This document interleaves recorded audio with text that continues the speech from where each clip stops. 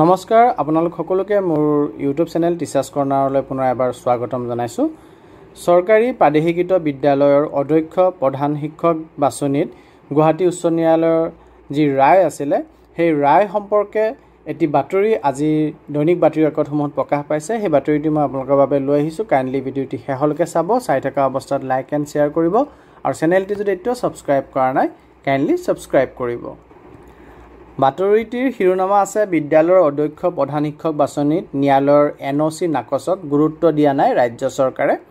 আৰু বিস্তৃতভাৱে লিখিছে যে বিদ্যালয়সমূহৰ অধ্যক্ষ আৰু প্ৰধান শিক্ষক বাছনিৰ ক্ষেত্ৰত প্ৰয়োজন হোৱা স্নাতক স্নাতকোত্তৰ অৰ্থাৎ গ্ৰেজুৱেট বা পোষ্ট গ্ৰেজুৱেট বা BEdৰ NOC আপত্তিবিহীন প্ৰমাণপত্ৰ বিষয়টো গুৱাহাটী উচ্চ ন্যায়ালয়ে নাকচ কৰাৰ পাছতো ৰাজ্য চৰকাৰখনে ন্যায়ালয়ৰ নিৰ্দেশক কোনো গুৰুত্ব দিয়া নাই।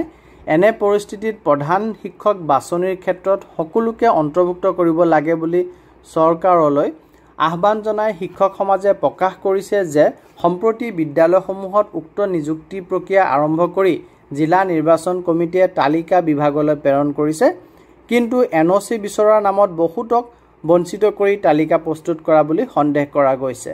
আনহাতে শিক্ষা বিভাগক এনে তালিকা গ্ৰহণ নকৰিবলৈ আহ্বান জনোৱাৰ লগতে শিক্ষকসকলে স্পষ্ট কৰি দিছে যে শেহতীয়াকৈ গুৱাহাটী উচ্চ ন্যায়ালয়ৰ নিৰ্দেশনাক সন্মান জনাই সংশ্লিষ্ট সমিতিসমূহে যদিহে কাৰ্যব্যৱস্থা গ্ৰহণ নকৰে তেনেহ'লে বঞ্চিতসকল পুনৰ ন্যায়ালয়লৈ যোৱাৰ বিকল্প নাথাকিব। উল্লেখযোগ্য যে চাকৰি কাৰ্যকালত উচ্চ শিক্ষাগত অৰ্হতা অৰ্জন কৰা শিক্ষকক চৰকাৰী উচ্চতৰ মাধ্যমিক বিদ্যালয়ৰ অধ্যক্ষ পদত নিযুক্ত কৰাত হেঙাৰ সৃষ্টি কৰা শিক্ষা বিভাগৰ এখন জাননীৰ 2টা দফাৰ কাৰ্যকাৰিতা গুৱাহাটী উচ্চ ন্যায়ালয়ে খাৰিজ কৰিছে। 2023 চনৰ 2 ফেব্ৰুৱাৰীত মাধ্যমিক শিক্ষা বিভাগে জাৰি কৰা জাননীত উল্লেখিত 2টা দফাৰ মতে চাকৰি কালত স্নাতকোত্তৰ বা BEd অৰ্জন কৰা শিক্ষকে অধ্যক্ষ পদৰ বাবে আবেদন কৰিবলৈ হ'লে তেওঁক নিযুক্তি দিয়া কৰ্তৃপক্ষৰ পৰা লিখিত ৰূপত লোৱা আপত্তি নথকা প্ৰমাণপত্ৰ NOC দাখিল কৰাটো বাধ্যতামূলক আছিল। কিন্তু এই জাননীৰ প্ৰত্যাহ্বান জনাই এগৰাকী শিক্ষকে উচ্চ ন্যায়ালয়ত জনোৱা আবেদন ভিত্তিত আদালতে ভুক্তভোগী শিক্ষকগৰাকীৰ সপক্ষে ৰায়দান কৰে।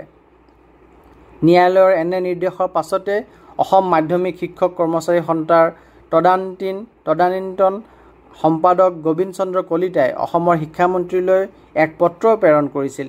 যিহেতু আদালতে NOC ব্যৱস্থা বাতিল কৰিছে, গতিকে NOCৰ নামত নিযুক্তিৰ ক্ষেত্ৰত কাকো বঞ্চিত নকৰিবলৈ তেওঁ পত্ৰখনত আহ্বান জনাইছিল।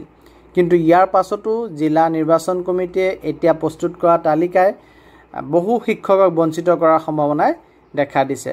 গতিকে এই এক জৰুৰী বাতৰি আমাৰ অধ্যক্ষ প্ৰধান শিক্ষক নিযুক্তিৰ ক্ষেত্ৰত আজি দৈনিক বাতৰি কাকতসমূহত প্ৰকাশ পাইছে। কাইণ্ডলি ভিডিঅ'টি শেষলৈকে চোৱাৰ কাৰণে ধন্যবাদ। চেনেলটি ছাবস্ক্ৰাইব কৰিব।